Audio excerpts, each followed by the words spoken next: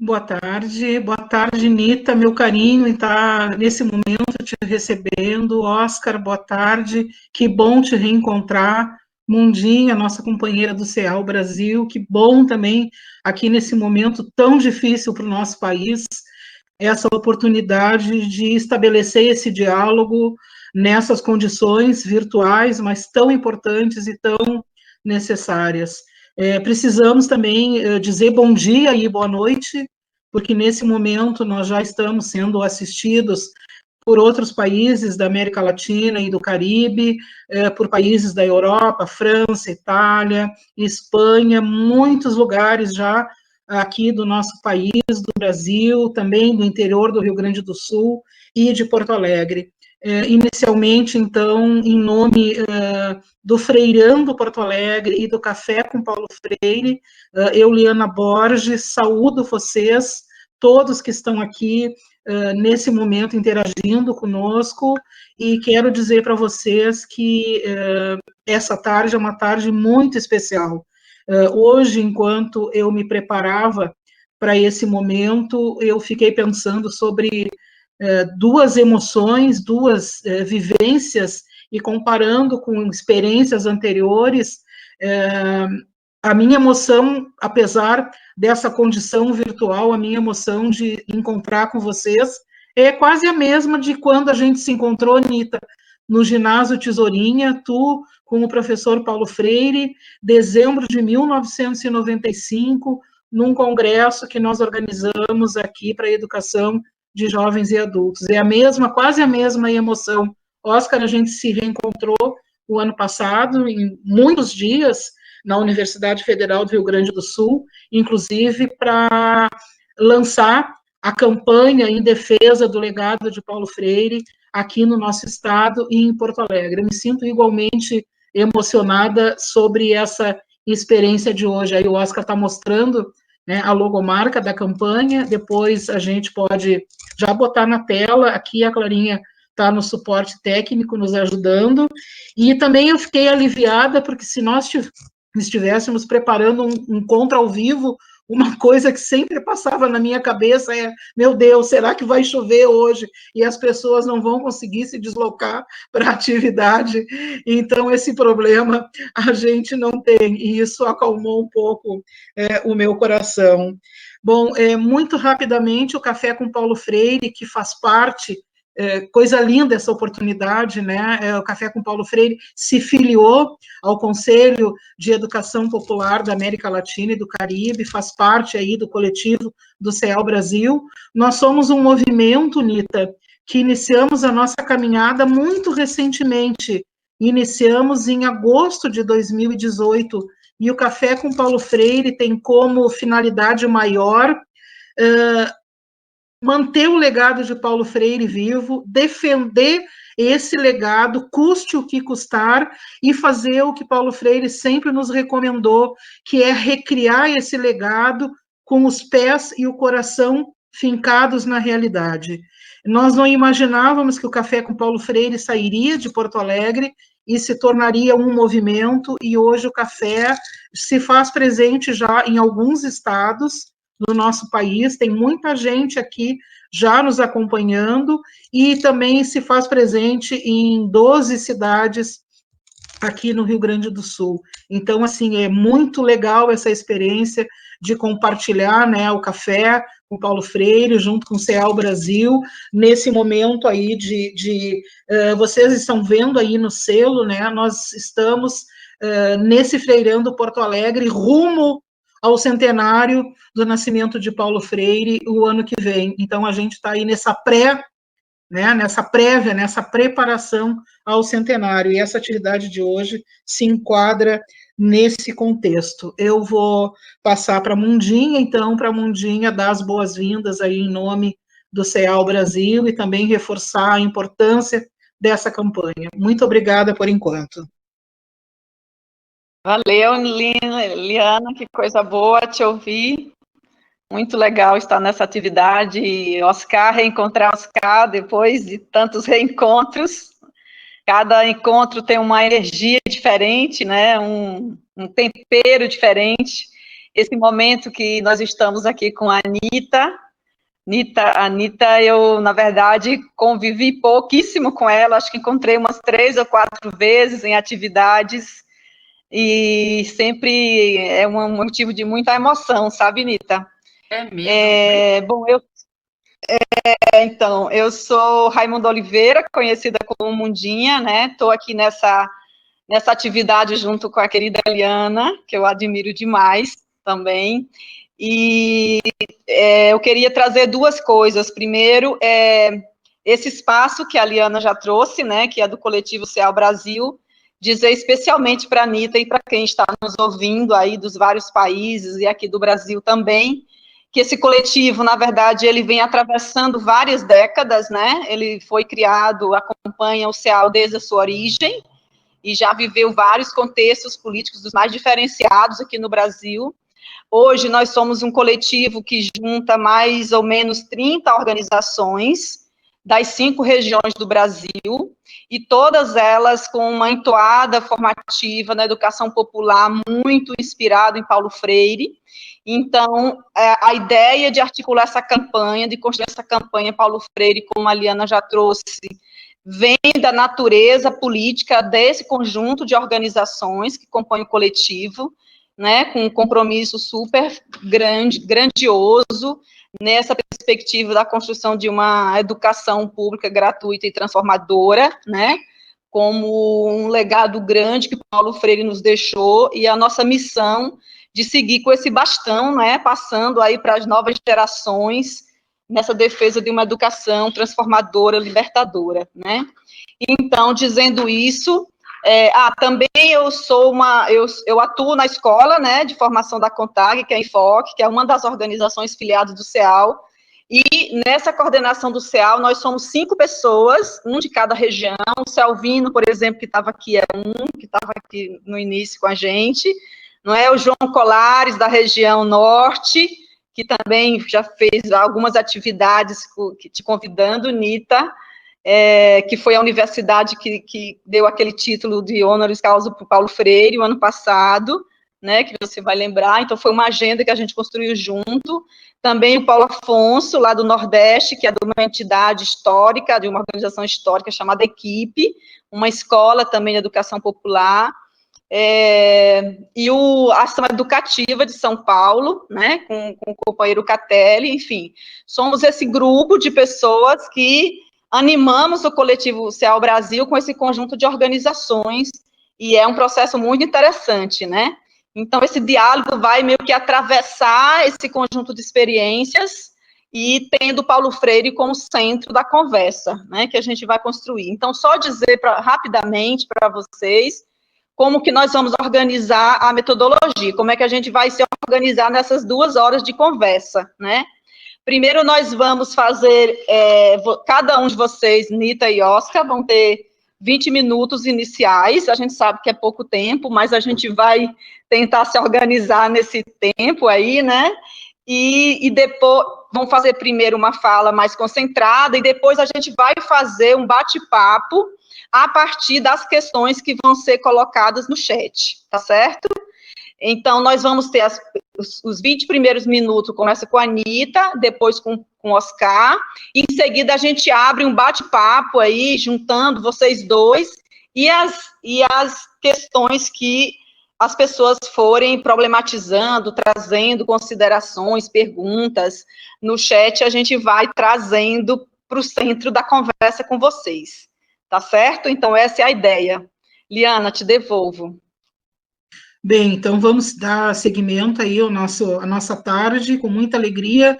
Nós estamos recebendo algumas informações que o áudio não está bom, a gente está tentando reordenar a transmissão, e aí pedimos, né, a paciência impaciente de que, enfim, as pessoas procurem nos acompanhar com tranquilidade, que nós estamos encontrando alguma forma de resolver essa questão.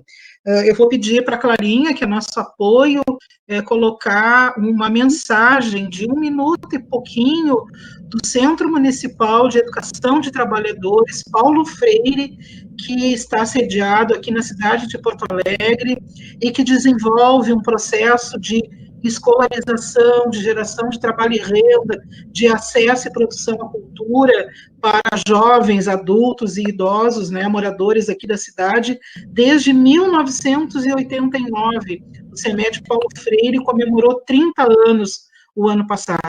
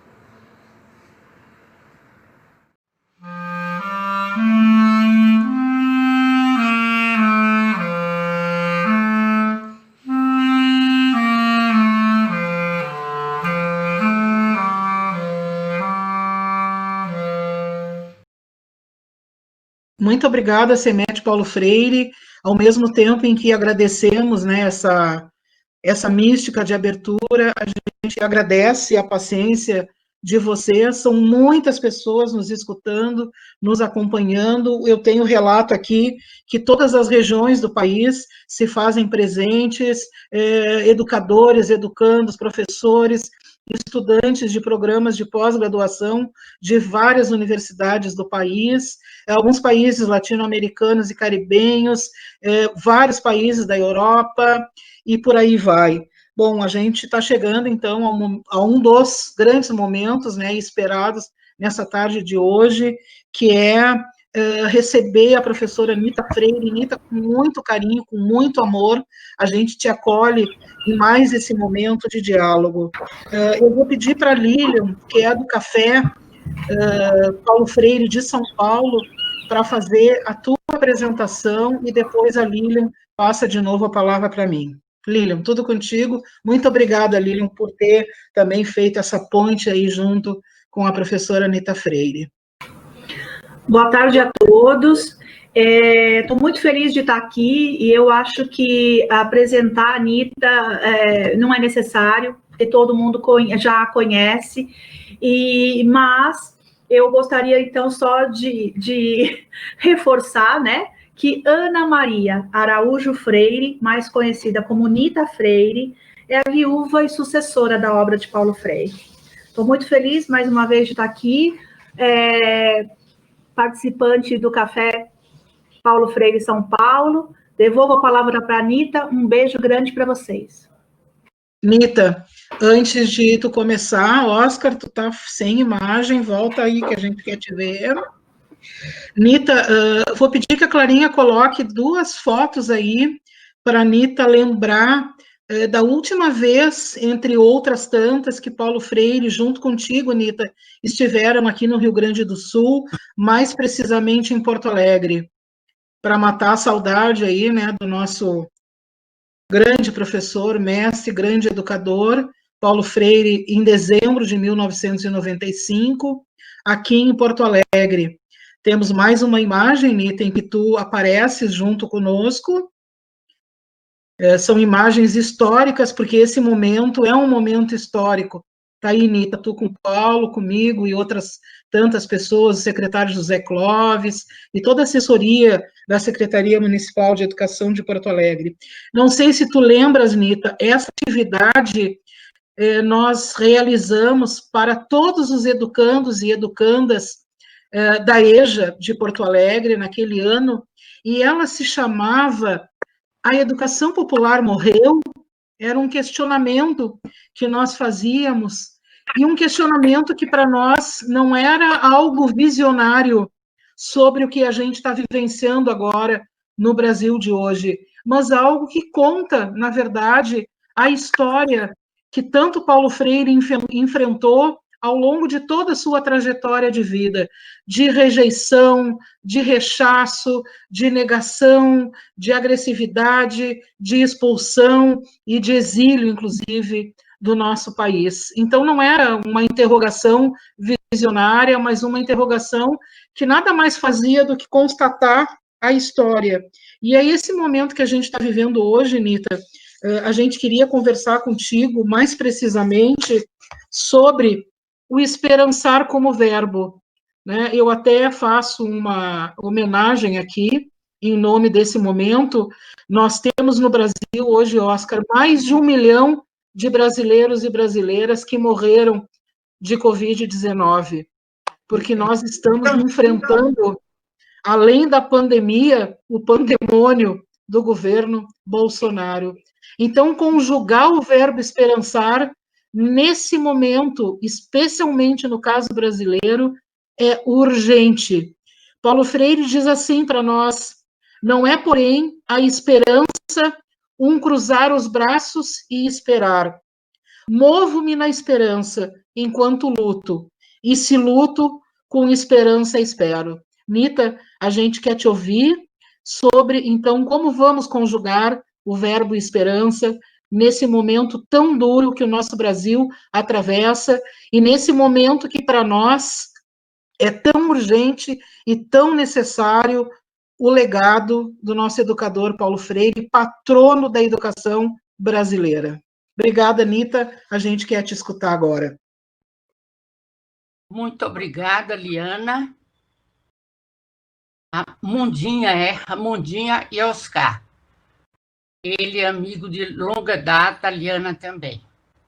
Eu quero saudar todos e todas que estão nos ouvindo por esse mundo afora. Quero dizer de uma alegria enorme que eu tenho, que Paulo está cada vez mais sendo prestigiado, mais sendo valorizado, mais sendo bendito em tudo que ele fala e em tudo que ele aparece.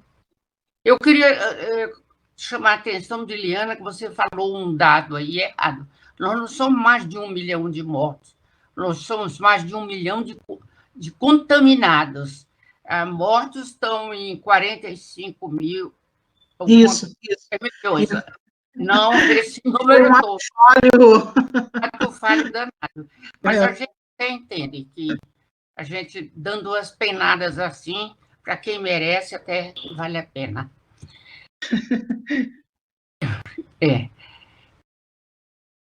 Eu digo, eu conheci Paulo, eu tinha 5 anos de idade, então eu vi Paulo construir-se como homem, como professor, como intelectual, como um homem que se caracterizava por uma amorosidade enorme.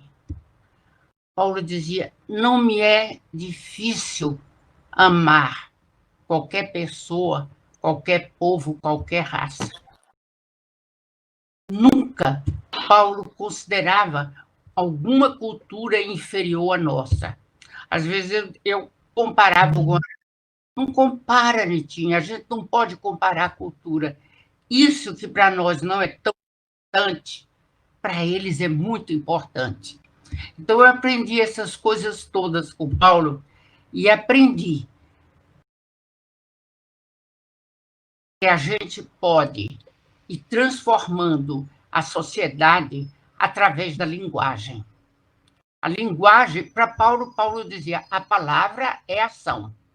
Quando eu digo uma coisa, aquilo já está, naquele momento, se transformando numa ação daquilo sobre o qual falamos. Então, a linguagem, para ele, sempre foi de um cuidado, de um requinte muito grande. Cuidado para que a palavra diga o que ele quer, não a quem e não além daquilo que ele quer dizer.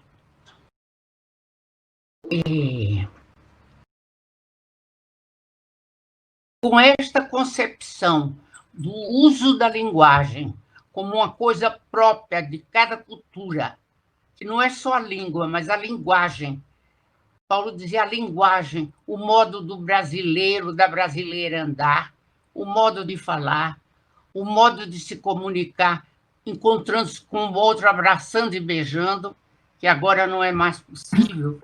E se diz que o brasileiro vai, que é tão amoroso, tão bonito, a gente se encontra, a gente se abraça, se beija. Hoje em dia não podemos por causa da pandemia, mas queira Deus um dia possamos voltar a isso, porque é um momento de encantamento, de receptividade ao outro, de dizer, você está junto comigo, eu te quero, vamos juntos construir um mundo melhor. Eu acho que o abraço, eu tenho ouvido depoimentos na televisão de pessoas dizendo o que eu mais sinto falta na minha quarentena é o abraço. Eu não estou aguentando não receber mais abraços. Abraços de marido, de filhos, de amigos, né? A pessoa, geralmente são mulheres que dizem isso. Me custa muito ficar sem o abraço. Então, Paulo sempre foi um homem de abraçar, não é? Muito menos de beijar, mas de abraçar, de passar a mão no ombro, de passar a mão na cabeça, e de transformando essas linguagens cotidianas em linguagens de comunicação profunda. Quando Paulo passava a mão no ombro de uma pessoa, ele estava dizendo, eu estou aceitando o que você está me dizendo, eu estou curioso com o que você está falando, com o que você quer falar. E aí, vejam, por causa disso, Paulo se deu mal no Chile, uma cultura diferente, e ele passando assim a mão, conversando com o chileno, e passou a mão, deixou a mão no ombro. E aí a pessoa começou a ficar muito irrequieta e disse, Paulo, tira a mão do meu ombro, por favor. Aí Paulo se assustou. Mas por quê? Ele disse, homem, Paulo, não bota a mão no ombro de outro homem. Aí Paulo disse, olha, mas no Brasil a gente faz isso. Esse pode ser lá no Brasil, mas aqui não. Você não faça isso. O cara ficou muito irritado com Paulo, e Paulo morreu de vergonha. Aí ele disse, olha... Aí Paulo disse, nesse momento eu entendi profundamente o que é a linguagem gestual, o que é a característica de uma cultura. Não é? Anos depois, ele vai para a África e, no intervalo dos trabalhos da manhã para a tarde, o reitor da Universidade de Dar es Salaam pegou a mão de Paulo e saiu de mão dada andando no campus. E Paulo se sentiu muito incomodado, e ele pegando na mão. Aí Paulo começou para tirar a mão. Paulo disse que estava inquieto, aquilo estava uma coisa muito inquietante para ele. Aí Paulo disse, olha, eu fiquei tão chocado que o outro não queria que pusesse a mão no ombro. Agora eu quero que o outro, numa simples manifestação de afetividade, dê a mão e fique de mão dadas comigo. Então é isso. Toda a obra de Paulo, todo o comportamento dele é muito a linguagem. É a linguagem da fala, é a linguagem mais bonita, mais bem escrita. Paulo disse, eu jamais vou dizer, aproximando-me da casa, eu vou dizer, me aproximando da casa, porque aproximando-me é muito feio. Então, eu quero dizer a linguagem mais bonita, mais poética. Eu digo, raramente você encontra um autor que escreva sobre realidades tão duras, tão nefastas, tão maléficas à humanidade, com contundência apontados, denunciados por Paulo, mas com uma linguagem de suavidade e de amorosidade. Porque ao denunciar, ele anuncia, então ele abre a possibilidade de mudança do outro.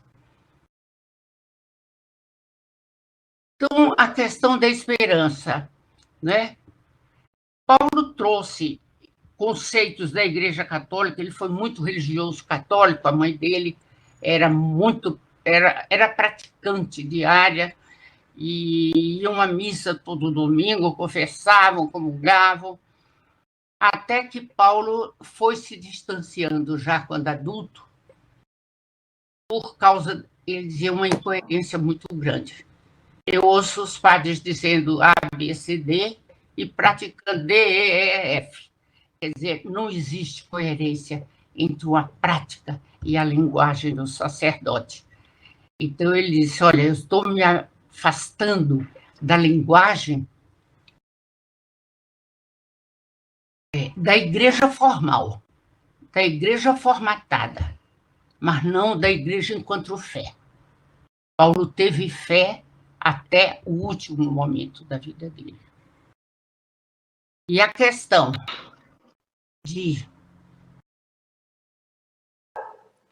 tomar substantivos, adjetivar ou verbalizar, tornar verbo, isso foi uma prática que Paulo teve.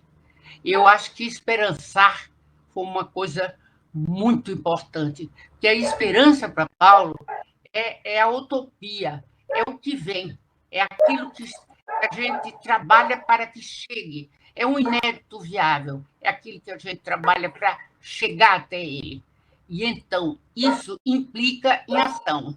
Implicando em ação, então, isso pode ser um verbo e não um substantivo. Então, ele coloca esperançar.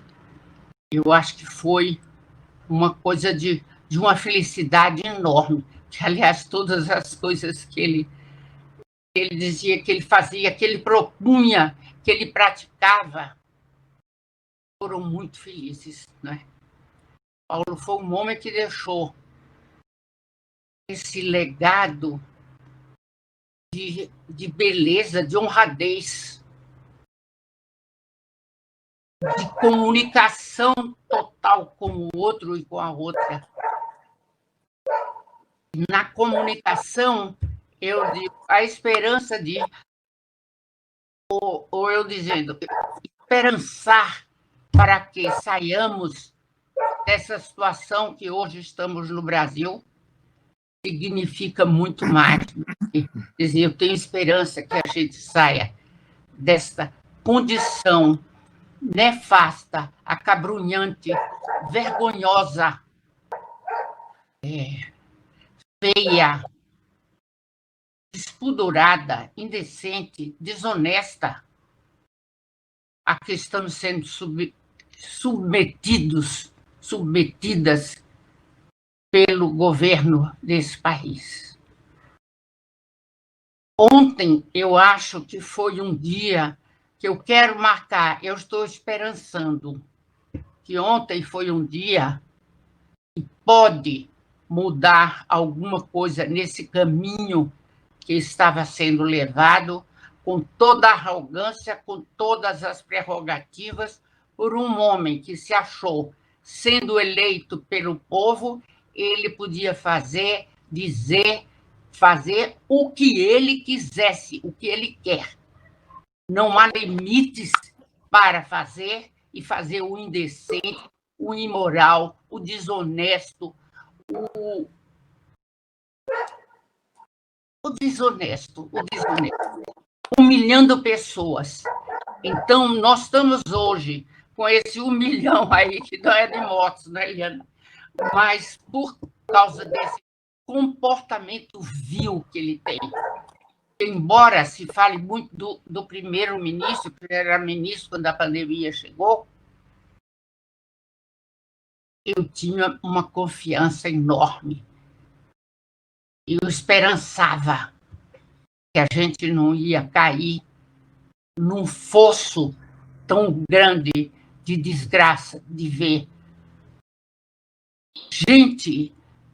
E começou a pandemia no Brasil, começou com os milionários, entre os milionários, por aqueles que vieram da França e da Itália. Foi assim em Pernambuco, foi assim no Rio, foi assim na Bahia.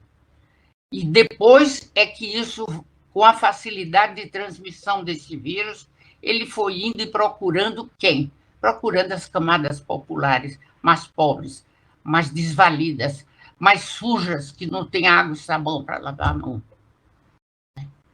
Eu digo, que bichinho danado, ele não tem volume, ele não tem perna, não tem braço, não tem cabeça, não tem tamanho nenhum, e anda, já veio da China até aqui, gente, e ele sabe onde ele quer entrar. Ele não entra por uma feridinha no dedo ou na mão,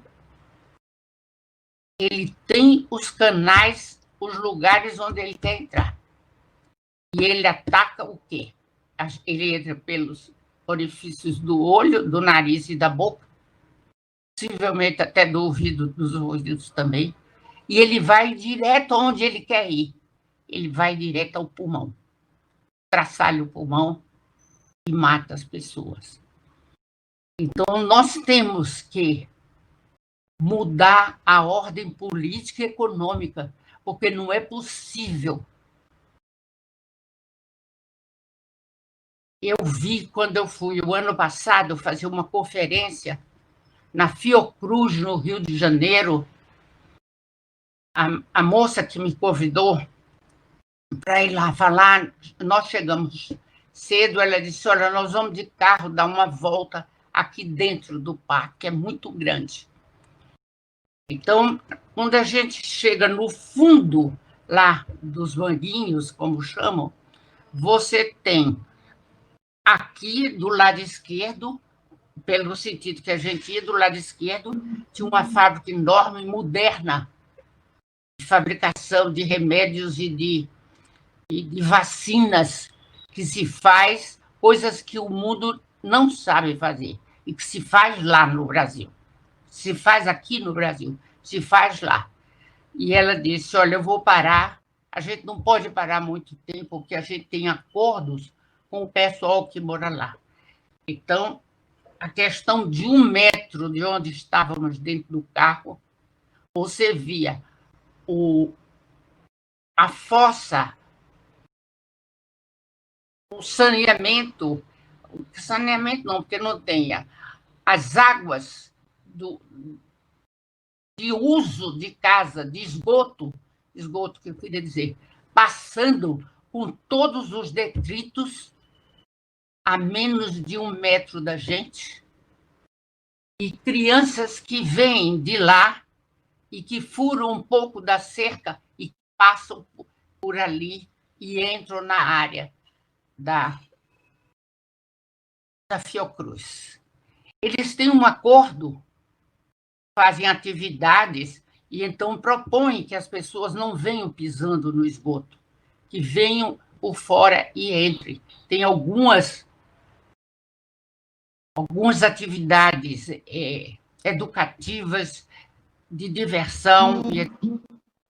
Então, num país assim, quando chega esse maldito vírus, e que ele adora sujeira, ele vai lá e busca a sua nutrição, certamente, e ele vai e invade o corpo, o pulmão das criaturas humanas. O que nós precisamos é mudar essa sociedade. Nós temos que esperançar, mudando o Brasil, diminuindo essa diferença calamitosa que existe entre os pobres, muito pobres, 40 milhões de pessoas abaixo da linha de pobreza. Isso você junta vários países, como Suécia, Noruega, Finlândia, aqueles países nórdicos, você junta tudo, não dá essa população toda.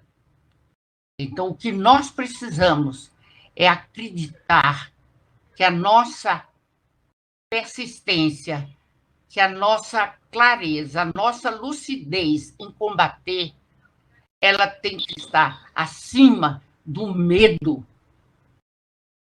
acima da inibição, acima das ameaças que a gente vem recebendo a todo momento, sobretudo nesses 2 últimos anos, ordens superiores que nos inibem que querem nos matar de medo e de aflição. Quer dizer, não é possível. E Paulo lutou, Paulo Freire, meu marido, lutou quase 70 anos da vida dele, de 75, porque desde pequeno ele começou a se preocupar com a pobreza enorme que ele via, e a pobreza que se refletia no analfabetismo, porque o analfabeto não se achava ninguém. Ele não tinha capacidade de ter esperança, ele não podia esperançar, não tinha a mínima condição. E Paulo é quem vai dar ao povo brasileiro a capacidade de ter esperança, de esperançar.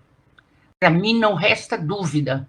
Quando eu disse isso uma vez numa conferência, aliás, em Porto Alegre, depois o Frei Beto veio e disse: Nita, não diga isso, deixa para eu dizer, porque vão dizer que você fala porque é mulher de Paulo, você está exagerando. E ele disse: mas não é, é isso mesmo. Então, ele escreveu, depois que Paulo morreu, uma bela carta, e ele diz: o povo brasileiro tem um comportamento que melhorou, que foi à frente, que foi saindo dessa submissão total e indecente para uma condição menos ou um pouco mais digna de um ser humano por causa do trabalho de Paulo Freire. Ele diz isso com palavras abertas. E eu não tenho o menor receio de afirmar que é isso. Paulo lutou sempre pela dignidade do povo, pelo respeito ao povo brasileiro. Não sei se acabou o meu tempo. Eu não marquei. Eu queria De mais 4 minutos. 4 minutos? Isso. Depois tu vai ter mais tempo, depois do Oscar de novo. Depois falo alguma coisa, tá certo. Eu queria ter agradecido no princípio ao esforço de Lilian para eu estar participando hoje, que há muito tempo ela insiste para eu participar desse café com Paulo Freire, o cafezinho quente que ele gostava tanto e que a gente poderia tomar junto.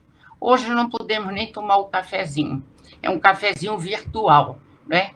Queria agradecer. E queria agradecer quando veio a fotografia aqui, a segunda fotografia que vocês exibiram, está lá atrás de mim a Ana Lúcia Freitas, que está em Paris e que me escreveu que hoje estaria, olha ela aqui, de vestido cor-de-rosa, atrás de mim. Então, ela disse que ia me escutar hoje, e eu espero que ela tenha conseguido ouvir e ver a nós todos aqui, todos e todas aqui. Né?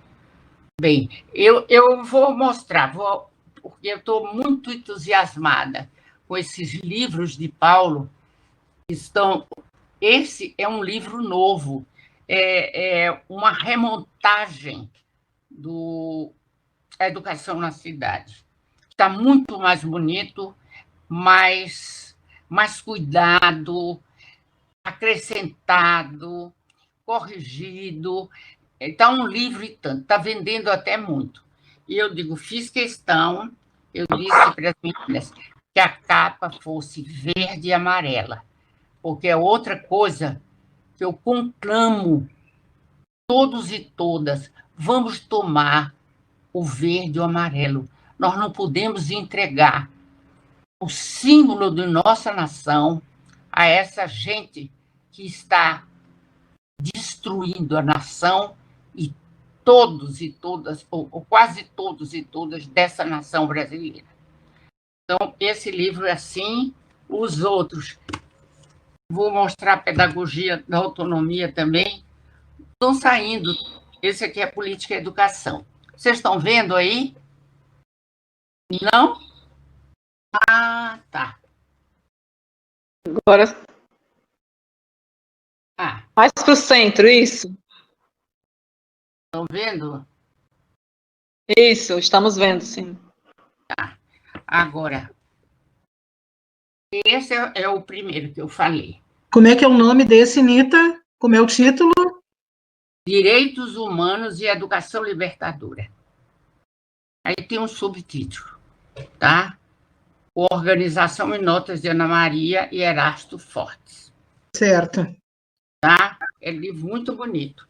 Agora, também, você sabe que é engraçado, muita gente não sabe, ando por aí, diz, mas tu já escreveste alguma coisa sobre Paulo? Eu escrevi nada mais, nada menos do que esse monstro desse livro, não é? Que tem simplesmente 700 e tantas páginas, e deveria ter tido até mais. E que eu me orgulho muito de ter ganhado com ele o Prêmio Jabuti, em 2000 e o segundo lugar na categoria biografia. Eu até brinco muito o seguinte, que a pessoa que estava no primeiro lugar, uma moça que escreveu sobre uma pintora, ela faleceu e eles, eu acho que erradamente, retiram esse nome e não entregam o prêmio pós-morte. Então, tirou, eu que estava em terceiro lugar, passei para segundo. E então, o Fernando Henrique Cardoso, que estava em quarto, que estava em quinto, passou para quarto, Fernando Henrique. Então, aconteceu que eu ia viajar para o Recife, e eu não tenho medo de avião. E aí me deu medo. Ai, papai do céu, não faz isso comigo, eu não quero morrer. Agora, eu ainda tenho algumas coisas a fazer, e ainda mais, se eu morrer, Fernando Henrique vem para terceiro lugar e vai ser classificado. Eu não quero ele classificado, então eu prefiro não morrer agora. Muita gente fica zangada com isso, mas eu me divirto até hoje em fazer essa brincadeira. Eu acho que ele merece isso. Agora o PSDB está declaradamente apoiando o governo central. Então é isso. Espero ter colocado algumas coisas que possam ser aprofundadas e que possam ter servido realmente para uma reflexão em torno de algumas coisas desse homem absolutamente extraordinário. Paulo foi uma pessoa iluminada. Paulo foi uma pessoa iluminada. Paulo não é um homem comum. A Maria Nilda, que trabalhou com Paulo na secretaria, ela dizia assim, a cada 1000 anos, Jesus põe uma pessoa no mundo para reorientar o mundo.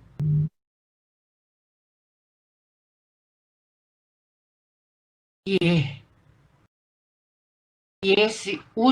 a última pessoa que ele pôs e que vai ficar ainda alguns séculos é Paulo Freire. E eu acredito. É uma pessoa...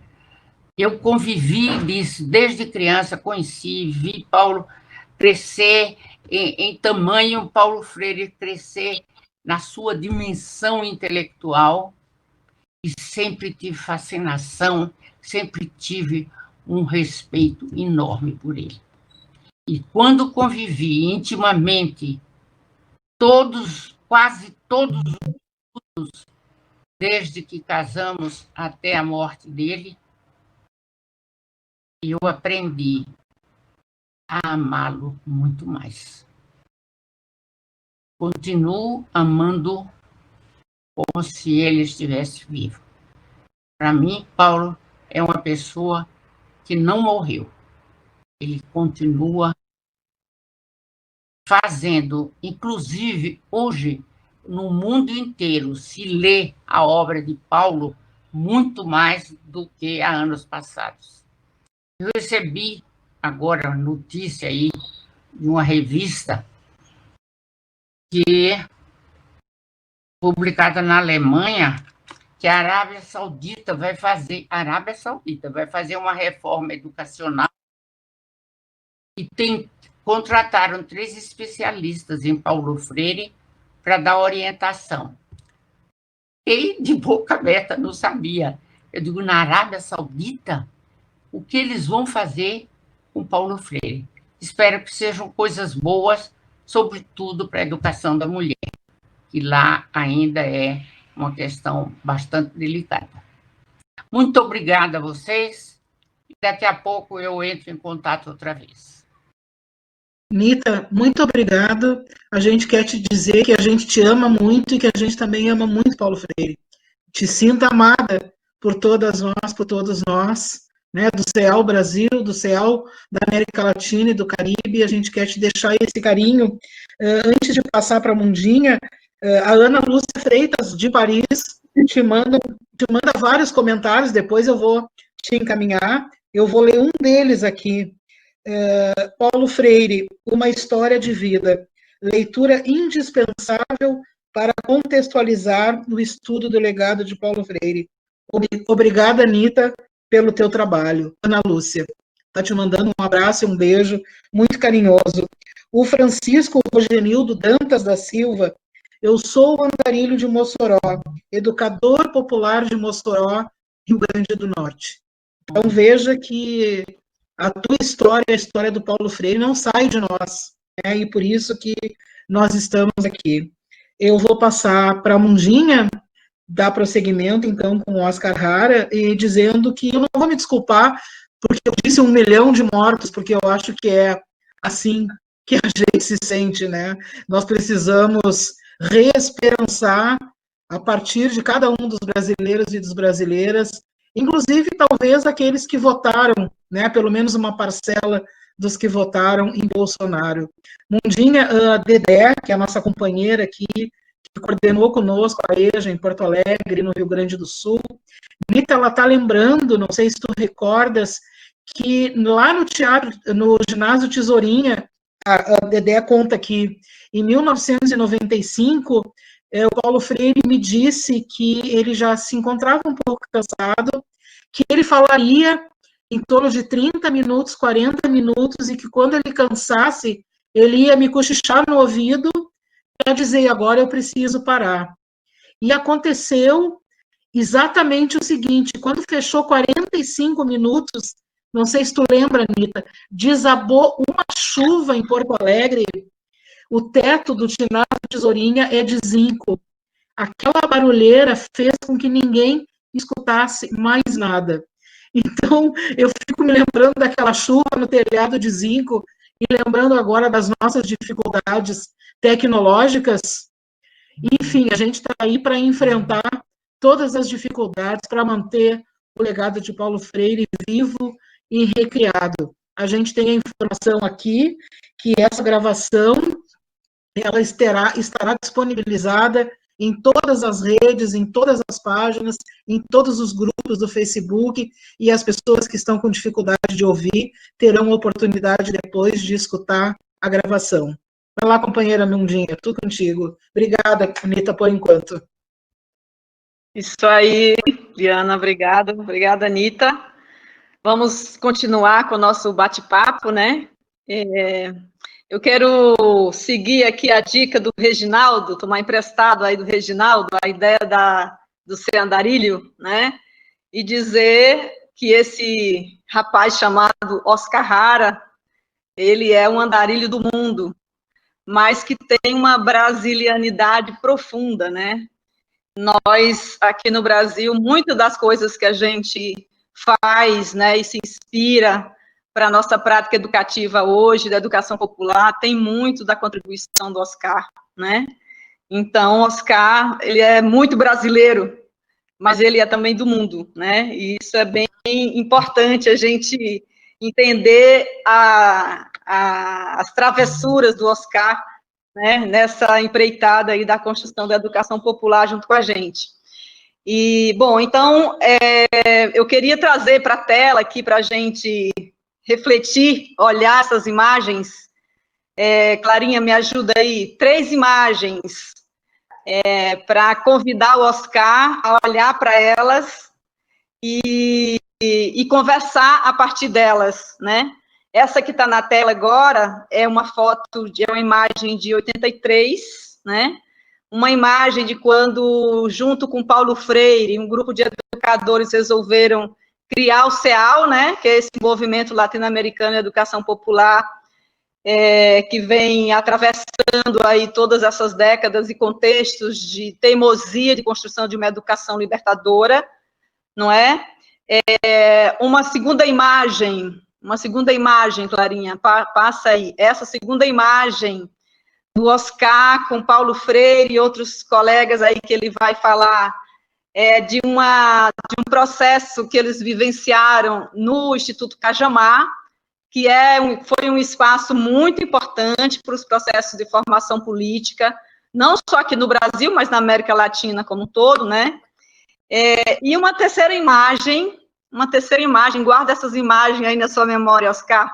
E essa terceira imagem maravilhosa, uma surpresa aí para a Liana, essa imagem de 2001, não é? De um encontro com os educadores do MOVA, quando a Liana estava na coordenação desse movimento, né? Então, a ideia, Oscar, é que você, a partir dessas três imagens, né, de processos educativos que aconteceram em diferentes territórios e, ao mesmo tempo, num contexto muito próximo, né, de 83 até 86, a gente vivia no Brasil um período, né, de muita luta aí pela redemocratização do país, e essa pauta de uma educação libertadora foi uma pauta muito forte, não é?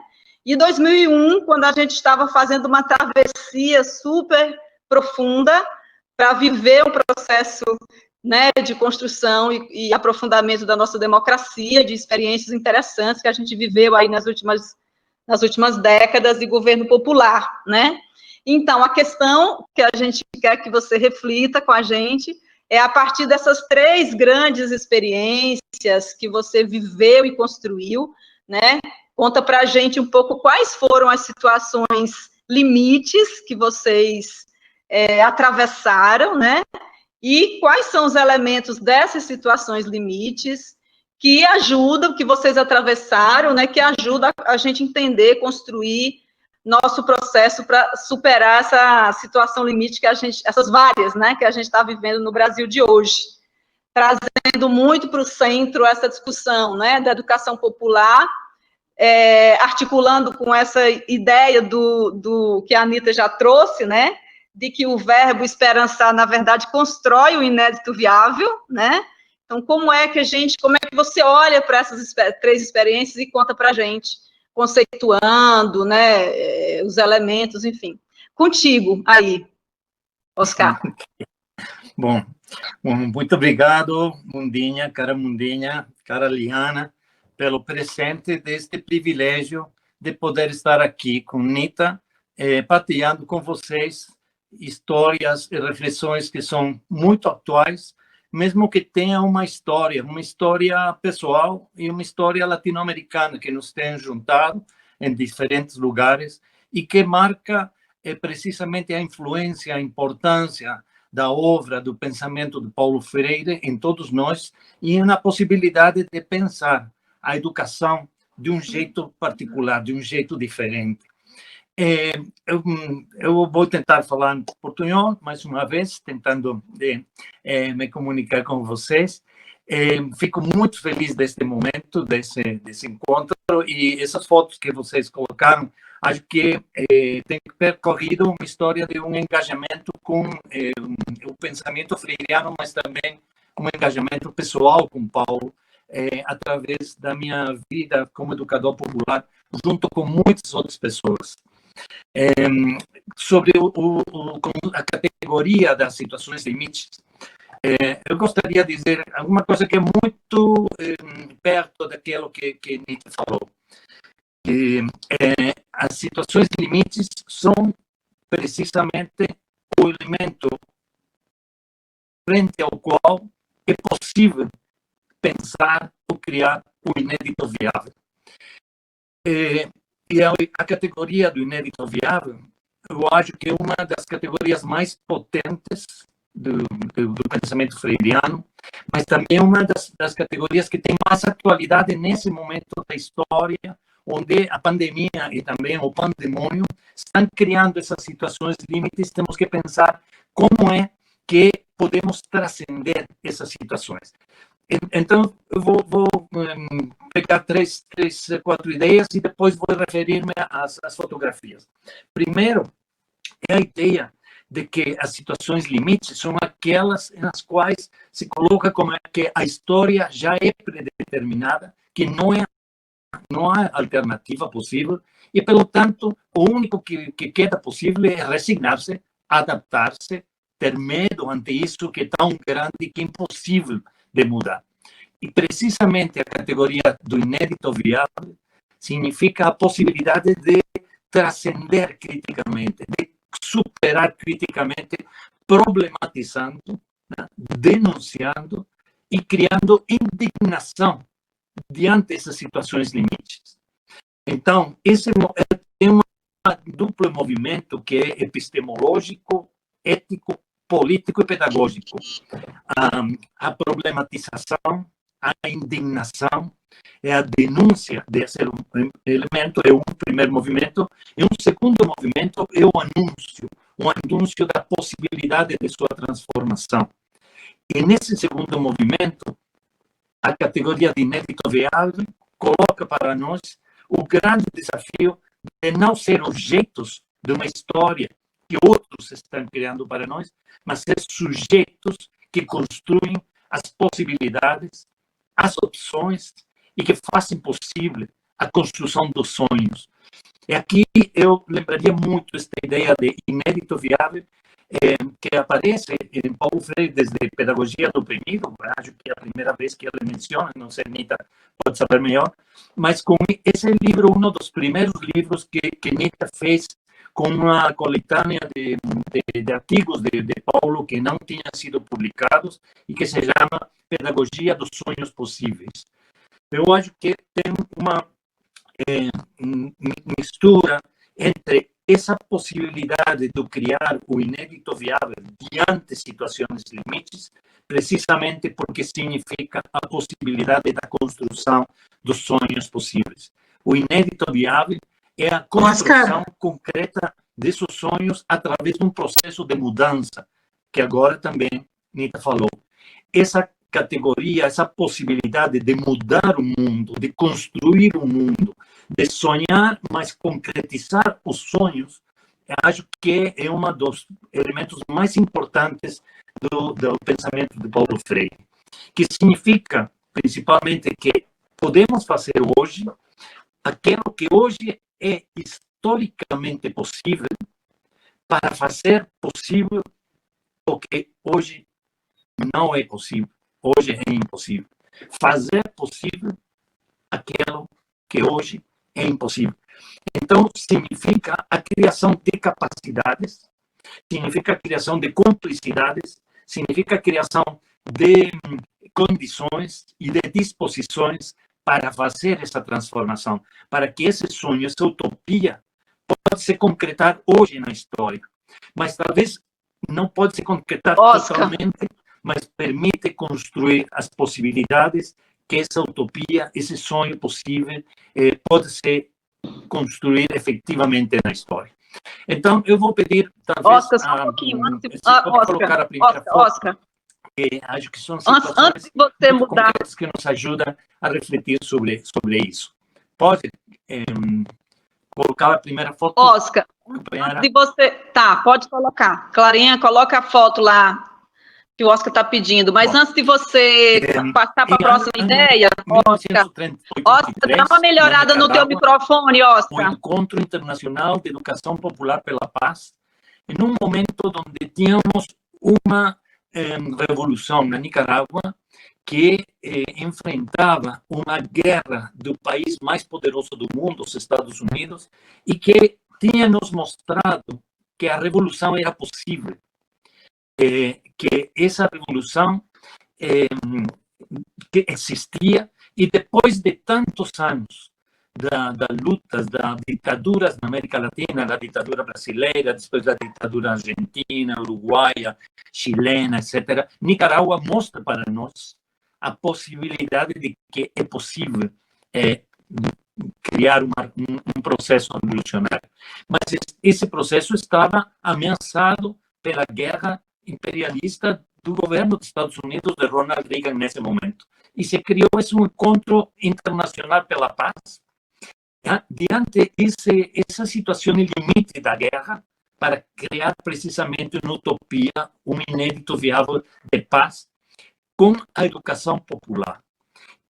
E por isso, esse momento histórico também, porque eu estou lá junto com Paulo Freire, uma feliz fotografia que tive a possibilidade de pegar, onde estamos na primeira reunião do Comitê Diretivo do CEAL, onde se discutiram os primeiros estatutos.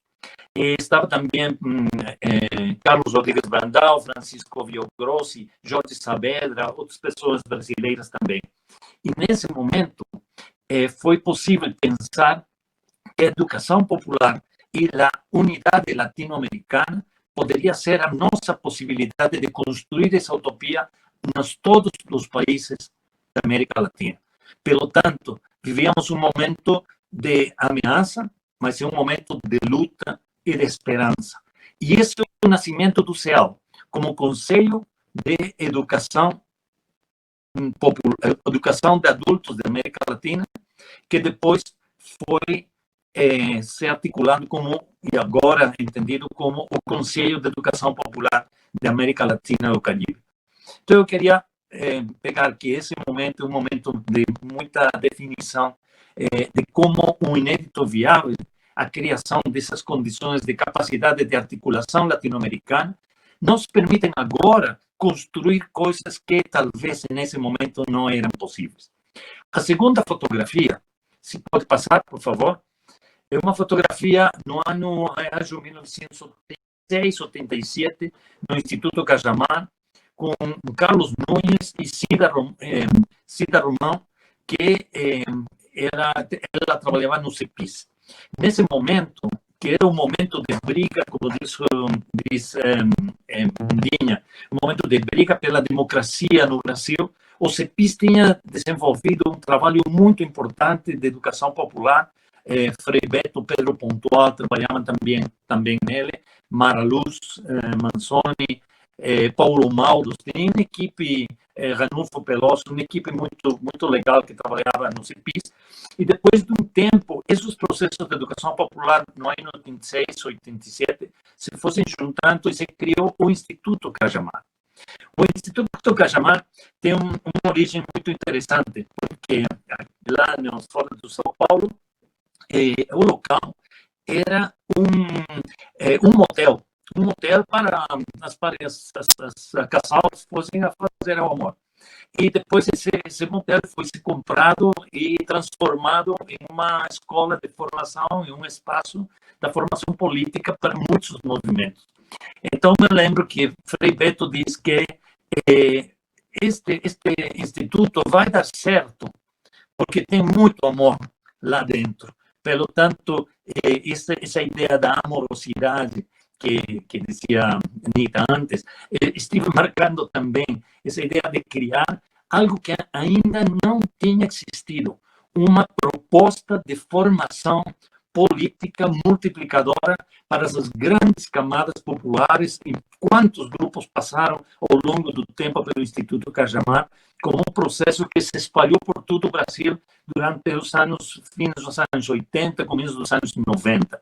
Foi muito importante como criação de um inédito viável, na medida que, diante a ditadura, diante as dificuldades de criar um processo democrático, se acreditou que isso seria possível na medida que se criasse um processo de formação política. E o inédito viável foi a criação do Instituto Cajamar. E lá tive a oportunidade de trabalhar com Paulo 3, 4 dias seguidos na proposta inicial, de qual poderia ser a proposta político-pedagógica do Instituto. Mas esses 4 dias foram dias de muita reflexão com Pedro Pontual, com Maria do Carmo, com Gilberto Carvalho e outras pessoas. Um dos elementos mais legais foi a convivência humana com esse ser maravilhoso, amoroso que era Paulo Freire, e que tivemos a possibilidade de compartilhar suas histórias, suas anedotas, como ele falava sempre da comida, nossas risadas, e também reflexões muito profundas que marcaram a ideia de um novo possível a criar a partir do Instituto Cajamar. A terceira fotografia é muito legal porque está a Liana, que coordenava a equipe do EJA, a equipe pedagógica do EJA, que foi quem foi criando o projeto do MOVA Rio Grande do Sul, que pegou a experiência do MOVA São Paulo e que, a partir daí, enfrentou uma situação limite, que era um grande número, 160.000, 170.000 pessoas que não sabiam ler e escrever, e fazer um grande processo de alfabetização, mas que o inédito viável não foi somente fazer uma parceria com os movimentos para criar esse processo de alfabetização, de leitura, escrita, mas também de criar cidadania. Essa ideia de que as condições, as capacidades que se fossem criando permitiriam desenvolver projetos que, nesse momento inicial, seriam impossíveis, mas que depois desse processo fosse acumulado para criar novas possibilidades de transformação. Nesse projeto, desse momento, se desenvolveu um trabalho de formação de mais de 10.000 alfabetizadores, com 900 apoiadores pedagógicos que estavam apoiando o trabalho desses alfabetizadores, que, à vez, faziam, em parceria com os movimentos, alfabetização pelos todos os cantos do Rio Grande do Sul. Eu tive também o privilégio de estar nesse momento da criação de um inédito viável que marcou uma ideia muito importante, que era pensar a educação popular como política pública. E se criou uma constituinte escolar, e acho que foi a primeira vez na América Latina que se teve uma política pública de Estado que fosse marcada pela proposta de educação popular. Então, com esses 3 elementos rapidamente pegados da nossa história, do ano 83, 86 e 2000, eu tive a privilégio de participar em Brasil em múltiplos eventos com muitas pessoas em distintos lugares, e acredito que hoje, diante a pandemia e diante o pandemônio, como se diz, estamos também vivendo uma situação limite. Então, o que fazer para criar um inédito viável nesse momento? Se pegamos essa ideia central, que tem duas forças, anunciadoras e denunciadoras, de indignação e de criação, de poder, então, problematizar e também criar de novo uma nova possibilidade, podemos pensar que temos, primeiro, que problematizar essa situação da pandemia e, como Nita diz, analisar as desigualdades da nossa sociedade, demonstrar, desvelar essas contradições, essas grandes contradições da nossa sociedade, e desvelar que não se trata só de uma crise sanitária, mas que é também uma crise de modelo civilizatório, que esse é o que está em crise. Mas temos que fazer essa problematização para compreender a dimensão dessa situação limite e as possibilidades de sua transformação. Um segundo elemento é que temos também que fazer uma denúncia de como esses elementos hoje estão construindo uma mentalidade baseada na criminalização das protestas, na fascistização e repressão dos movimentos, para poder criar espaços democráticos e democratizadores. Uma educação libertadora, uma educação baseada no pensamento de Paulo Freire, cria espaços de liberdade, cria espaços horizontais de diálogo que nos permite viver momentos democráticos e democratizadores. Pelo tanto, fazer processo de denúncia e de criação de um espaço de encontro democrático e democratizador é uma possibilidade de criar um inédito viável diante desta situação da pandemia. E, finalmente, eu acho que para poder enfrentar esta situação, temos não somente que problematizar ou não somente de denunciar, mas temos que fazer ações. Esse é um momento em que a mobilização, os encontros, a procura na metodologia de articulação de nossas iniciativas, a identificação das propostas inovadoras, criativas que estão se desenvolvendo em todos os cantos de nossos países e também no Brasil, pode nos permitir criar este é um momento privilegiado para a formação política, precisamente para olhar mais longe, para olhar mais profundamente aqueles problemas dessa situação limite que aparece como algo que querem nos aplastar, mas que, como disse Paulo Freire, a história não é predeterminada, somos sujeitos de história que podemos la transformar. Então, é um momento de inspiração, é um momento de criatividade, é um momento para a articulação dessas distintas iniciativas, onde dos distintos cantos do Brasil e também em relação com muitas outras experiências na América Latina, vamos encontrar propostas, alternativas, ações, possibilidades que vão nos inspirar e vão criar esses inéditos viáveis para poder fazer uma transformação muito mais radical, muito mais profunda ao longo do tempo.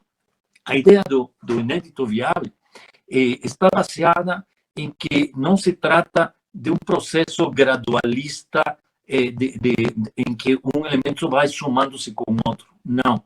O inédito viável é fazer, nesse momento, uma proposta o mais radical possível para uma transformação o mais radical possível nesse momento histórico que vai criar as condições, as disposições, as possibilidades para fazer mudanças mais de fundo.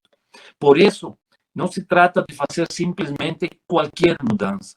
Se trata de ser coerentemente mudanças que tenham contenidas esses elementos da utopia, da democracia, da respeito pela natureza humana, pelo respeito pela natureza e que as pessoas como parte dela, como elementos centrais de uma aposta ética, política e pedagógica para construir a sociedade do futuro. Isso que dizia Anita. Essa mudança dessa sociedade começa também por aquela mudança que a gente faz dentro de seu próprio espaço e por aquelas mudanças que com inspiração vamos ir construindo através destes laços de encontro, mas também através de umas iniciativas que permitam articular esses esforços, sair do isolamento, encontrar possibilidades conjuntas, nos inspirar mutuamente e construir inéditos viáveis ante estas situações limites que estamos vivendo nesse momento. Pelo tanto, companheiras, companheiros, eu acho que precisamente tem uma articulação direta entre criação de inéditos viáveis com essa ideia de esperançar como verbo, dessa ideia de construir a esperança com aquelas coisas que nos mostram que é possível precisamente mudar. Eu vou fechar com uma pequena história que aconteceu no Rio Grande do Sul.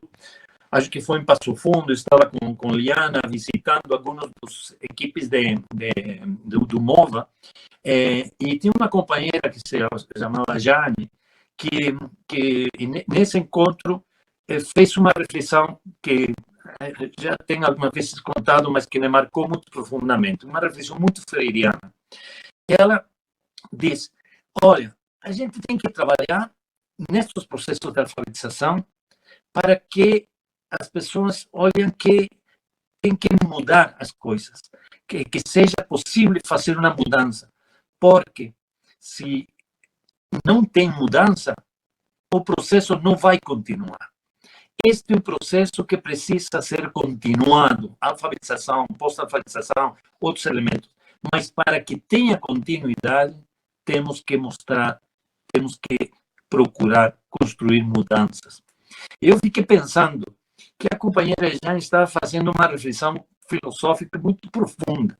A relação entre a continuidade e o câmbio, não? Que as mudanças fazem parte das condições da continuidade, porque não é uma continuidade linear, é uma continuidade de aprofundamento.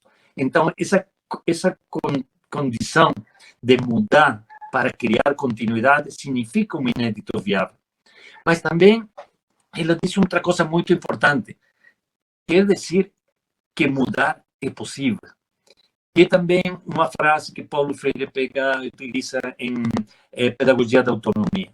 Mudar é difícil, mas é possível. Então, a ideia de fazer processos com pequenas mudanças que nos permita olhar que é possível que essas mudanças aconteçam, eu acho que é uma orientação para criar um inédito viável. Mas tem um terceiro elemento nessa frase, que quer dizer que eu, como pessoa, nós, como equipe, como uma turma, como pessoas, podemos fazer mudanças.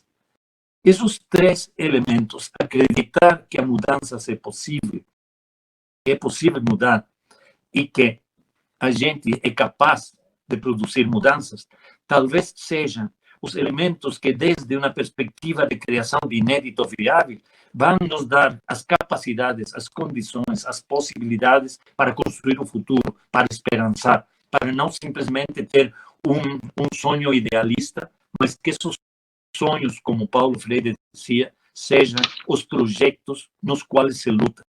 Não é possível fazer uma aspiração de uma mudança mais profunda se a gente não começa fazendo essas mudanças radicais que hoje nos permitem construir espaços democráticos, democratizadores, críticos, problematizadores, de denúncia e também de anúncio, de indignação diante do fascismo, diante essa mentalidade fechada, essa mentalidade inumana, deshumanizadora, diante disso, essa denúncia, anunciar com o nosso exemplo, com o nosso trabalho, com nossos processos, anunciar que é possível outro tipo de sociedade, outro tipo de relações entre as pessoas, e, pelo tanto, Paulo Freire, sua inspiração está presente em todo esse processo, cada vez que podamos fazer uma educação que é libertadora, que nos libera de aquelas coisas que nos aprisionam, nos constringem, mas também que libera todas as nossas potencialidades emocionais, de nossas potencialidades de amar, nossas potencialidades de nos sensibilizar, nossas potencialidades de olhar além da circunstância desse momento. Esse é o grande desafio de não pensar que os processos de educação ou de educação popular são processos de transmissão de conteúdos, não são processos de criação de novas capacidades nas pessoas que podamos ser capazes de construir e de transformar. O inédito viável, então, esperançar, são dois elementos muito atuais que temos que pegar em defesa do legado do pensamento Paulo Freire. E por isso, depois talvez vamos fazer uma pequena canção. A Recife, faz muitos anos, tive como lema uma canção de Gonzaguinha que finalizava dizendo: vamos lá fazer o que será. E acho que neste momento não devemos pensar o novo normalidade, o que vai acontecer quando acabe a pandemia. Não, o que queremos que aconteça. Essa nova normalidade será a nova que vamos construir, não aquela que vai ser continuidade de aqueles elementos de injustiça, de desigualdade, de inequidade, de violência que temos heredado antes da pandemia. A pandemia como possibilidade de construção de outro futuro, de outro tipo de relações. Eu acho que esse é o grande desafio para nós, como educadoras, fazer esses processos de educação libertadora. Acho que, por enquanto, isso poderíamos refletir, pegando um pouco os elementos da história e tendo esse jeitinho freiriano que nos marca sempre como um jeito de fazer, mais que somente ter em conta algumas ideias, porque acho que Paulo Freire também é alguém que está vivo, não só na memória, na vida, no pensamento, no coração de Nita também, está muito vivo no coração de todos os educadores e educadoras populares que cada dia quiseram ser mais coerentes, mais profundos, mais inteligentes, mais sensíveis, mais dialogantes e desafiadores com respeito aos inéditos viáveis que temos que construir. Obrigado. Valeu, Oscar. Vamos já te passar, Anita. Nós vamos já te passar, Anita. É muito legal as questões que o Oscar traz, né? São várias reflexões e desafios para a gente olhar para esse momento que a gente está vivendo agora, buscando ativar em nós essa nossa capacidade, né, de reinventar e de construir os processos. Bom, tem vários comentários aqui no chat, né? A Liana traz daqui a pouco, antes de passar para a Anita, e para o segundo bloco de conversa que a gente vai fazer. Eu só queria destacar direto para a Anita, viu, Anita? O João Colares, né? Nós fizemos uma atividade pelo CEAL Brasil, lá em Belém, e você não pôde ir, né, naquela oportunidade que teve, no âmbito da campanha foi lançado, foi a universidade, né, deu o título de doutor honoris causa para o Paulo Freire, mas a ideia, ele está dizendo aqui que logo que passar a pandemia, vai te chamar lá para Belém, para a universidade, para você receber esse título, né? E só lembrando que esse processo todo da campanha, que começou ano passado, a gente está seguindo agora para a segunda jornada da campanha, que é construindo um conjunto de ações, de debates, de reflexões, que vai nos levar até o centenário de Paulo Freire, em setembro de 2021, né? Então, para quem está interessado em reforçar essa campanha, esse processo, entra lá no Facebook da campanha, no Facebook do CEAL, isso, muito bem, Clarinha mostrando. Essa campanha, ela está cada vez mais crescendo, né, e é o grande espaço da gente fazer as reflexões e trazer cada vez mais o Paulo Freire para o nosso fazer, para as nossas reflexões, né, e para o nosso esperançar, né, tentando construir aí, superar os vários desafios, né, situações limites que a gente está vivendo agora nesse contexto, né, e construir esses inéditos viáveis, né? Na verdade, tem várias questões desafiadoras aí que a gente precisa atravessar. Então, eu passo para a Liana, contigo agora, para tocar aí o próximo bloco e trazer, se você achar que é interessante, algumas mensagens. São muitas, a gente não vai conseguir ler tudo, viu, gente? Entenda isso. Liana vai explicar aí. Uma coisa que o Oscar falou, entende? Eu queria interferir um pouco na voz de Oscar. Eu acho que fica para o segundo. Então, esse segundo bloco, viu? Esse segundo bloco é assim mesmo, Nita. Esse segundo bloco que a Ana vai encaminhar, que a Liana vai encaminhar, é para isso mesmo, é para vocês dialogarem sobre as questões que vocês trouxeram, tanto você como o Oscar, tá bom?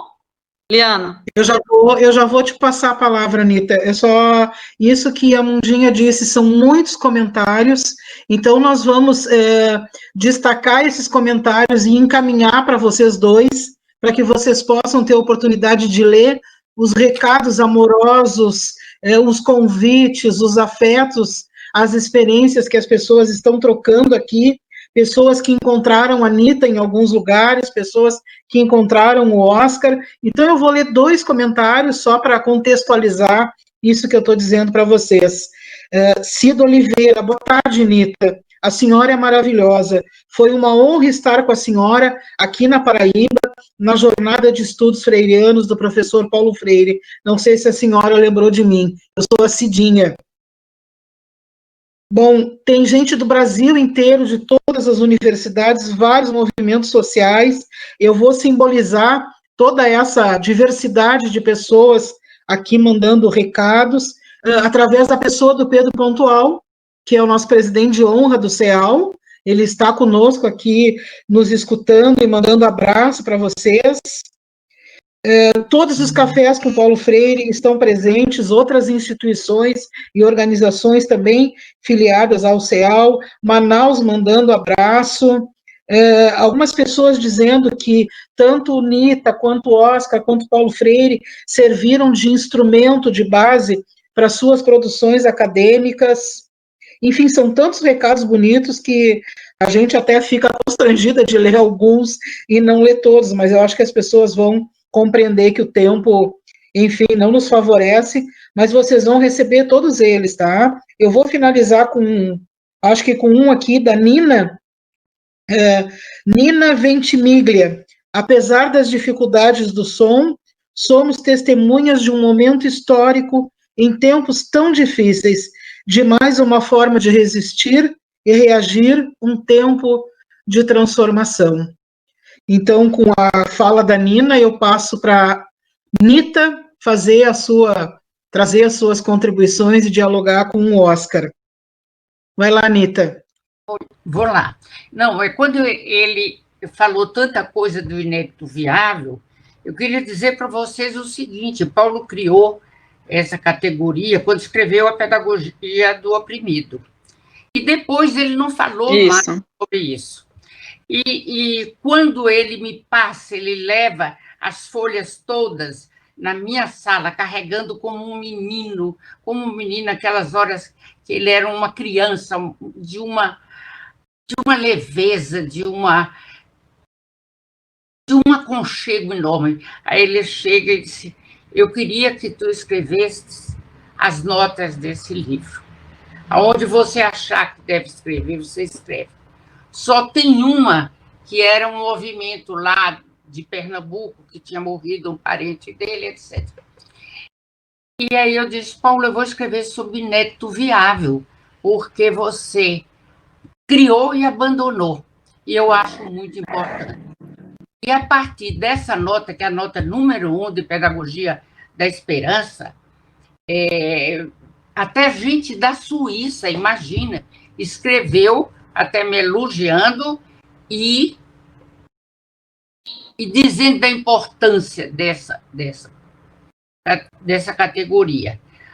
Quem vem trabalhando muito, eu fiz uma conferência no Rio Grande do Sul, já fiz outras falando sobre essa questão do inédito viável, mas quem vem se dedicando muito é a Ana Lúcia Freitas. Ela tem bastante trabalhos, e aí eu queria dar concretude a isso que tu falaste. Ela, você e eu, escrever alguma coisa sobre essa questão de esperançar com o inédito viável. Está proposto aí, vamos ver se a gente se comunica depois fora desse contexto. Agora, vocês estão falando no centenário de Paulo. Eu comecei a organizar, foi quando veio a pandemia e tivemos que parar, um ano de comemoração da vida de Paulo. As coisas se complicaram e estou tendo que reduzir muito. Então, o que já está mais ou menos acertado é um livro que sairia já editado agora em 19 de setembro. Eu estou dizendo, é um ano com Paulo Freire. Começar em 19 de setembro de 20 e terminar em 19 de setembro de 21. E todos os estados do Brasil fariam movimentos, reuniões, tem uma série de coisas, Círculo de Cultura, tem uma porção de atividades que eu estou sugerindo nisso, que depois eu passo para vocês. E o livro que vai inaugurar agora, a abertura dos trabalhos, é um livro que é A Leitura de Mundo, da palavra boniteza em Paulo Freire. Então, nós estamos fazendo, já estou organizando, infelizmente, como Lisete ficou muito doente e ainda está bem doente, hospitalizada, eu dei um tempo a mais para que ela participasse do livro, e o livro não vai ficar pronto para sair em 19 de setembro, só posteriormente. Mas vai ser isso. a gente tratar da questão da boniteza, que Paulo começou boniteza me chamando minha boniteza, e depois ele transferiu isso como uma categoria epistemológica, política, ética e estética. Essa é a comunicação que eu queria fazer. Se esses movimentos se juntam, se nós podemos trabalhar juntos para dizer o que sai, que vocês fazem, independentemente do que eu vou dizer, ou não tem nada a ver comigo, mas que entre na agenda. Olha, o pessoal do CEAL está fazendo isso, em Costa Rica está fazendo isso, na França está fazendo isso, no Rio Grande do Sul, o que seja. E a gente, para aumentar, para mostrar a consistência e a grandeza, a grandiosidade de homenagens a Paulo, né? Agora, é isso. No final, para o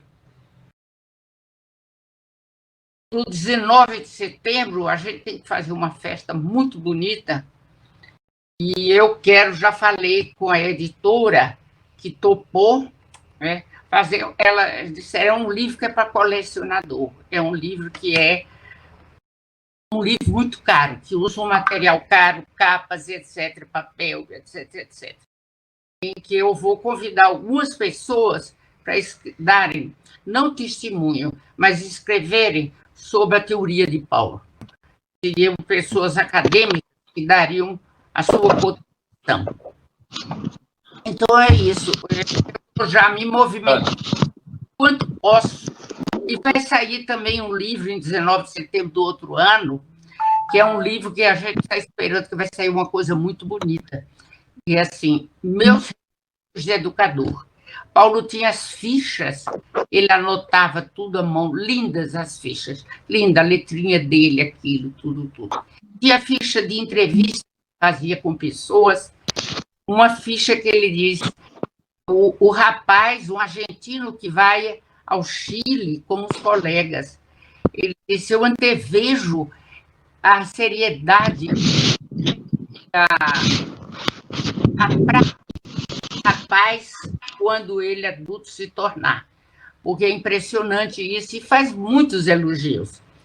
Sí, bueno, iba a decir a Anita que acho que entre as categorias de inédito viável no pensamento freiriano, mesmo que não apareça em outros textos posteriores, é uma visão que perpassa todo o seu pensamento e precisamente está conteúda dentro da lógica do esperançar como verbo. Esperançar é construir inéditos viáveis que permitam, nesse momento da história, fazer o que é possível para poder, então, criar as condições que façam que seja possível o que agora é impossível. Eu acho que isso é o sentido de esperançar como um sentido ativo, como um sentido de criação e não simplesmente como uma expectativa passiva. Por isso, eu queria relacionar isso também com outra categoria freiriana, que é a categoria do desafio, que talvez não tenha sido trabalhada suficientemente, acho, que eu encontrei que perpassa também seus pensamentos, suas obras, quando ele coloca que o educador, a educadora, mais que ser um transmissor de conteúdos ou de metodologia, deve ser um desafiador, ou uma desafiadora. Então, eu acho que esse elemento do desafio nos coloca permanentemente de forma ativa diante qualquer situação, as situações limites e qualquer situação que a gente está trabalhando. Não podemos ser simplesmente espectadores da história, temos que ser atores capazes de ser sujeitos protagonistas. Pelo tanto, o educador ou a educadora, devemos nos sentir como desafiadores em cada momento que desafiamos os estudantes e os estudantes desafiam a nós com suas perguntas, com seus saberes, com suas inquietações, com suas diversidades de condições. Este momento da pandemia está nos mostrando que não podemos pensar em uma estratégia uniformizadora, como se todas as situações fossem semelhantes ou iguais. Temos que pensar nas diversidades das condições, das possibilidades, das capacidades das distintas pessoas. E para mim tem sido muito interessante olhar como para muitos professores e docentes a nível de escola, de universidades, têm tido que mudar sua lógica pedagógica para desenvolver processos de motivação, processos de criatividade, processos de participação e de vinculação entre os conteúdos e as práticas, aqueles elementos que normalmente deveríamos sempre levar em conta, agora aparece com a situação da pandemia e este tema da virtualidade como um desafio à criatividade, que é um elemento fundamental para a criação do novo. Sem isso, sem um elemento de curiosidade, de criatividade, a gente não pode criar um inédito viável. Por isso, eu acho que essa categoria perpassa seu pensamento, porque quando Paulo Freire fala para nós de que temos que transformar a curiosidade ingênua e, a partir dela, criar uma curiosidade epistemológica, ele está pensando precisamente em como, a partir desse saber, desses conhecimentos, dessa curiosidade ingênua ou cotidiana, podemos criar efetivamente uma curiosidade de fundo, uma curiosidade epistemológica. Acho que é a mesma ideia que o trânsito entre o saber da experiência feito. Paulo Freire fala muitas vezes da importância desses saberes que vêm da experiência, esse saber da experiência feito, como podemos construir a partir dele, construir um saber pedagógico, uma proposta político-pedagógica de caráter estratégico, mas que não está afastada dessa primeira aproximação, que é o saber da experiência feito. E detrás disso está toda a concepção da importância da sistematização de experiências. A sistematização de experiências que valoriza as experiências cotidianas que temos, mas que valoriza não somente para descrever, não somente para fazer uma narrativa, mas que valoriza para, a partir de aí, construir umas propostas de fundo que estão conteúdas, talvez, não tão visíveis, talvez não tão evidentes, mas que nos permitem um processo de reflexão crítica, um processo de abstração, ter a possibilidade, precisamente, de passar a conhecimentos muito mais profundos. Então, essa ideia de pegar de nossas experiências e de los saberes da experiência, poder construir saberes pedagógicos, saberes teóricos, conceptualizar, teorizar, eu acho que vai na mesma linha de o que Freire falava quando fala da construção de inédito viável. E um terceiro, último elemento que quero relacionar aqui é quando Paulo Freire, em Pedagogia da Autonomia, nos fala sobre a rigorosidade metódica. E eu acredito que, desde um ponto de vista formal, um procedimento rigoroso é aquele que sigue as regras pré-estabelecidas, né? Então, se sigue essas regras pré-estabelecidas, é rigoroso.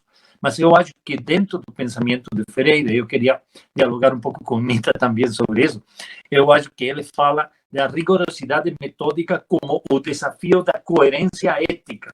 Deve haver uma coerência entre os momentos do processo, o ponto de partida, as propostas desafiadoras de estudantes e de professores, os debates que vão surgindo a partir desse análise crítico, como esses elementos devem dar o patamar para novas possibilidades. Mais uma vez, essa ideia de enfrentar os inéditos viáveis como parte de uma coerência metódica, de uma rigorosidade metódica, mas procurando a coerência do processo. E essa coerência não é só uma coerência intelectual, não é só uma coerência de lógica de pensamento, é uma coerência de compromisso, é uma coerência de se engajar com as situações, é uma coerência que significa escutar com respeito as vozes mesmo diversas dos estudantes com quem trabalhamos. Então, todos esses elementos são aqueles fatores que nos permitem ser sujeitos da história, pelo tanto capazes de construir novas possibilidades. E por isso, eu acho que eu também falei com com a Ana Lúcia Freitas muito sobre esse elemento que ela trabalha sobre como se vincula o conhecimento existente, o saber da experiência feito, com um saber muito mais rigoroso e com um saber da transformação. Acho que tem uma força muito importante, porque é muito coerente, mesmo que as palavras, as categorias mudem ao longo do pensamento de Paulo Freire, ao longo de sua ação, ao longo das falas que ele cotidianamente compartilhava, você pode olhar essa procura permanente de coerência e de tentar, de partir daquilo que existe para criar aquilo que ainda não existe. Eu acho que essa é a grande possibilidade que tem uma educação libertadora, uma educação popular, e por isso a defesa do legado de Paulo Freire significa poder desenvolver processos educativos transformadores, críticos, problematizadores, denunciadores e anunciadores que possibilitem, então, criticar, ter um pensamento crítico sobre o que acontece, mas ter também uma proposta de imaginação, de criação de aquilo que queremos que aconteça. Pero, por enquanto, poderíamos conversar sobre isso. Ainda acho que Nita não se conectou. Tem notícia, Liana? Não, eu estou tentando conversar com a Lilian aqui, mas acho que a Rita caiu. Vamos ver se ela retorna para a gente poder ir se encaminhando para o final. Eu queria dizer que nós recebemos alguns questionamentos, Oscar e Nita, e, na verdade, as contribuições... ela tá tentando reconectar. A Nita está tentando reconectar. Oscar, estás aí, né? Se tiver alguma pergunta direta para o Oscar, tu já coloca e de repente... Na verdade, o que eu ia dizer é que os questionamentos que vieram, tanto para o Oscar quanto para a Nita, eles já tocaram nas suas intervenções. Então, acho que não é necessário recolocar, porque a gente está com o tempo estourando e com toda essa dificuldade aí da tecnologia. Não sei se a gente vai se encaminhando para o final. Nós tínhamos a Val, né, a Valquíris, eu não sei se ela vai conseguir entrar no NConf, senão a gente vai se encerrando, passando para o Oscar fazer, né, fazer a sua apresentação musical. E aí eu só queria fazer uma leitura aqui de um comentário da Viviane Carvalho, porque eu acho que ela diz o que todos nós que estamos aqui gostaríamos de dizer.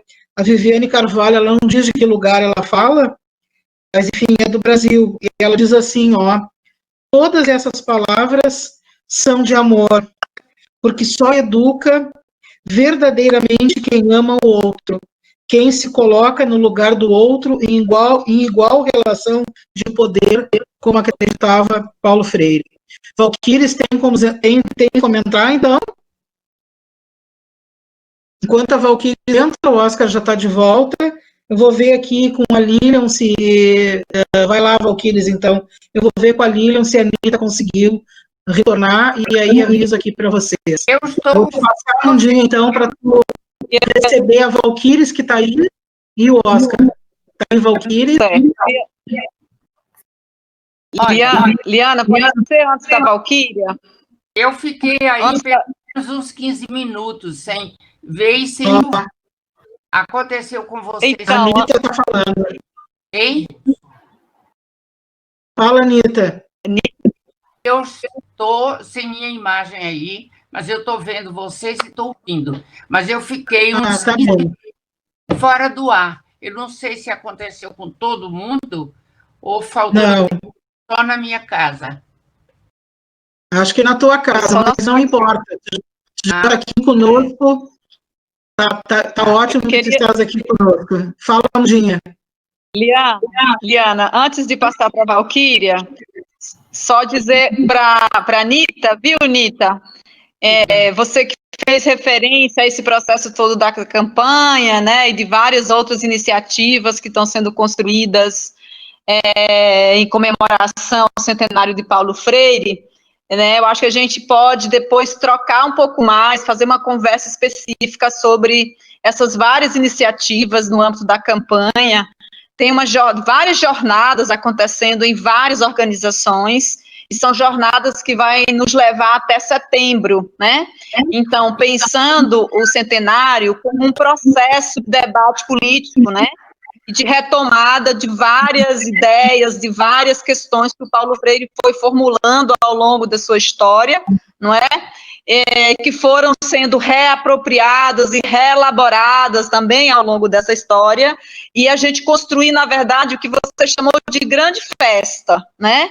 Uma grande festa, mas em processo, assim, como é que a gente constrói jornadas e mais jornadas que põe essa discussão, o legado de Paulo Freire, no centro das nossas reflexões, e especialmente das nossas práticas educativas, assim, com mais vivacidade, beleza e amorosidade, né, como você muito bem trouxe na sua fala. Então, acho que a gente está numa sintonia muito interessante nessa construção, Nita. Eu queria te dizer isso, e que você está no nosso coração e nas nossas estratégias aí da campanha em defesa do legado de Paulo Freire, e que ela não está só no Brasil, né? Ela está no mundo.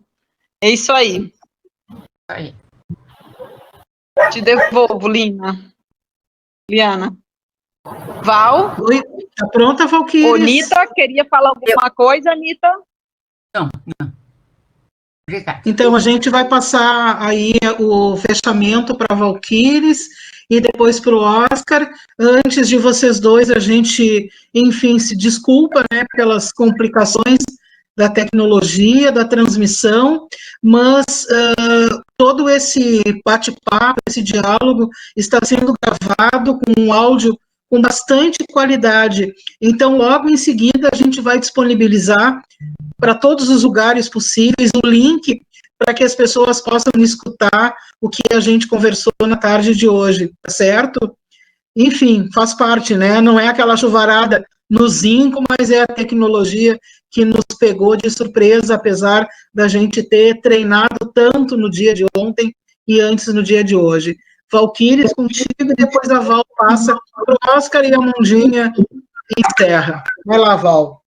Com o auxílio luxuoso do Galiano, eu convido a todas e todos para celebrar a fantasia. Foi na entrada da aldeia de Ollantaytambo, perto de Cusco.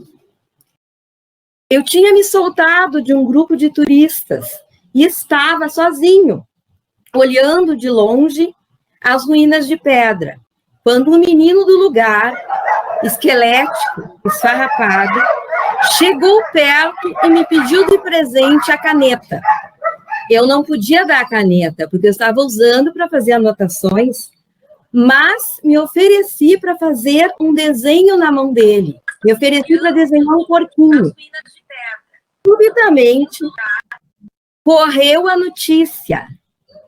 E, de repente, eu me vi cercado de um enxame de meninos, todos querendo um desenho nas suas mãozinhas. Uns queriam uma serpente, outros queriam um dragão, outros queriam coruja, outros queriam periquitos. E então, no meio daquele alvoroço, um desamparadozinho, que não chegava a mais de 1 metro do chão, me mostrou um relógio desenhado com tinta preta no seu pulso e me disse: foi o meu tio que mora em Lima que me mandou. Eu perguntei: e funciona direito? Atrasa um pouco, ele reconheceu. Graças, Oscar.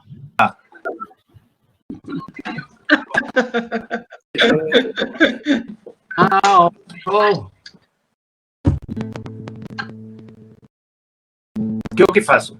Começamos? Sim. Sim. Pode começar. Não posso ouvir. Vamos andar. Tá, ok. Bom, então, esta canção é a canção que deveria se chamar O Inédito Viável, que tem a ver com Sementes do Amanhã, de Gonzaguinha, um outro criador dos inéditos viáveis. E diz assim, vocês conhecem? Ontem um menino que brincava me falou, hoje é a semente do amanhã. Para não ter medo que este tempo vai passar, não se desespere nem pare de sonhar. Nunca se entregue, nasça sempre com as manhãs. Deixe a luz do sol brilhar no seu olhar. Fé na vida, fé na gente, fé no que virá. Nós podemos tudo, nós podemos mais. Vamos lá fazer o que será. Nunca se entregue, nasça sempre com as manhãs. Deixe a luz do sol brilhar no seu olhar. Fé na vida, fé na gente, fé no que virá. Nós podemos tudo, nós podemos mais. Vamos lá fazer o que será. Mais uma vez. Vamos lá fazer o que será. Será. Vamos lá fazer o que será.